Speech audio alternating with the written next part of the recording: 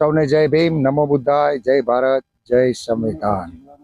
શ્રી રોહિદાસ વંશી સમાજ વિકાસ ટ્રસ્ટ સુરેન્દ્રનગર કે જેના માધ્યમથી અહીં સુખધામ ખાતે જે શૈક્ષણિક સંકુલ બનવા જઈ રહ્યું છે, તો બાળકોના ભવિષ્ય માટે, એના શિક્ષણ માટે જે બાબા સાહેબ આંબેડકરનો સંદેશ છે કે શિક્ષિત બનો, સંગઠિત બનો અને સંઘર્ષ કરો, તો આ બહુમૂલ્ય કામ કરવા માટે સુરેન્દ્રનગરના શ્રેષ્ઠીઓ, સામાજિક આગેવાનો અને જે રોહિદાસ વંશી સમાજ વિકાસ ટ્રસ્ટ સુરેન્દ્રનગરના માધ્યમથી અહીં ટ્રસ્ટીઓ પોતાનો સમય અને તન મન ધનથી જે કાર્ય કરી રહ્યા છે, તો આ પવિત્ર કાર્યને આગળ વધારવા માટે સમાજને હું પણ અપીલ કરું છું કે આવો, અહીં રૂબરૂ પધારો। બાબા સાહેબે કહ્યું હતું કે જાતિયા રાष्ट्र विरोधी है, इनको खत्म करके ही हम एक राष्ट्र बना सकेंगे। તો જે એસસી એસટી ઓબીસી સમાજની એકતાની જે વાત કરી છે, અને આજે આપણે એસસી સમાજના માધ્યમથી જે બહુ મોટું સંકુલ બનવા જઈ રહ્યું છે, તો આપણી સાથે વઢવાણથી બીકે પરમાર દાદા કે જેઓ શ્રી સદગુરુ સેવા ટ્રસ્ટના માધ્યમથી બહુ મોટી સમાજ સેવા કરી રહ્યા છે, અને અહીં સુખધામ ખાતે જે સંકુલ બની રહ્યું છે, અને શ્રી રોહિદાસ વંશી સમાજ વિકાસ ટ્રસ્ટ સુરેન્દ્રનગરના તેઓ ટ્રસ્ટી છે, અને એમનું બહુ મોટું યોગદાન રહ્યું છે। તો આપણે એમની સાથે વાતચીત કરીશું કે દાદા, તમારું સ્વાગત છે।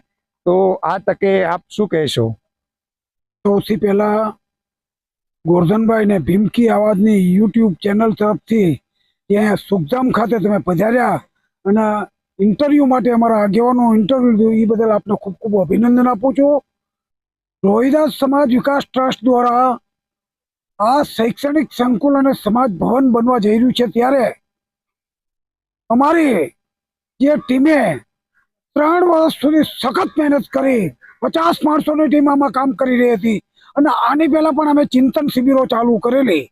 આ ચિંતન શિબિરોમાં અમે પણ આ શિક્ષણની જ વાત કરેલી, સમાજ ભવનની વાત કરેલી, પણ ત્યારબાદ જે અમારા 50 માણસોની ટીમ દ્વારા અમે મંથન કરવા બેઠા કે આપણે કોઈ પણ સંજોગોની અંદર આ સંકુલ બનાવવું, ત્યારે અમે આગેવાનો, અમારા પ્રમુખ, ઉપપ્રમુખ, મંત્રી, ટ્રસ્ટીઓ, કારોબારી મેમ્બરો ભેગા થઈ ગયા અને સમગ્ર સુરેન્દ્રનગર જિલ્લાનો પ્રવાસ, ભાવનગરનો, રાજકોટનો અને અમદાવાદનો પ્રવાસ કરી અને જે અમારા સમાજ શ્રેષ્ઠીઓ અને જે કર્મચારીઓ અને સમાજના આગેવાનો છે, આમાં અમૂલ્ય ફાળો આપ્યો છે। અને આ શૈક્ષણિક સંકુલ અનુસૂચિત જાતિના વિદ્યાર્થીઓ અને વિદ્યાર્થીઓ માટે છે, એટલે આ એક આબેહૂબ આ સંકુલ બનવા જઈ રહ્યું છે।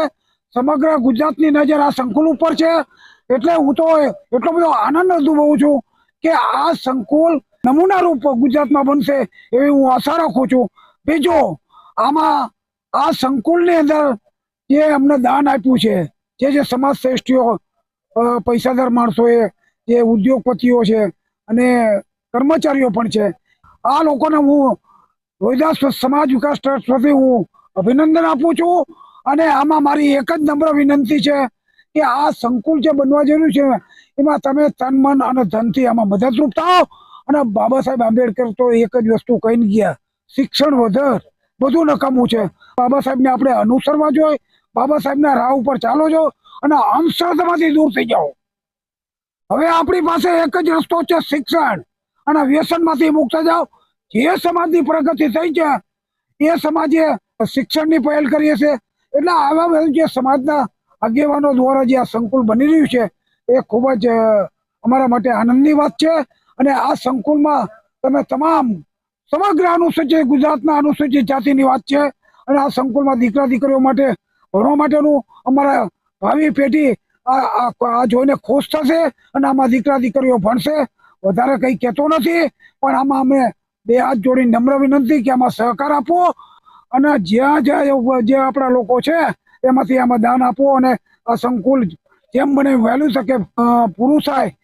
આ સંકુલની અંદર જે ભાઈઓએ સમગ્ર ગુજરાતમાંથી દાન આવેલું છે, અને આ શૈક્ષણિક સંકુલ સમાજ ભવનના અમે અત્યારે અહીંયા જ ઉભા છીએ સુખધામ, પણ આ બેહૂબ બની રહ્યું છે। લોકો, હું તો મારી નમ્ર વિનંતી છે, સમગ્ર ગુજરાતના દલિત સમાજના માણસો અહીંયા જોવા આવે અને આમાં સાથ સહકાર આપો।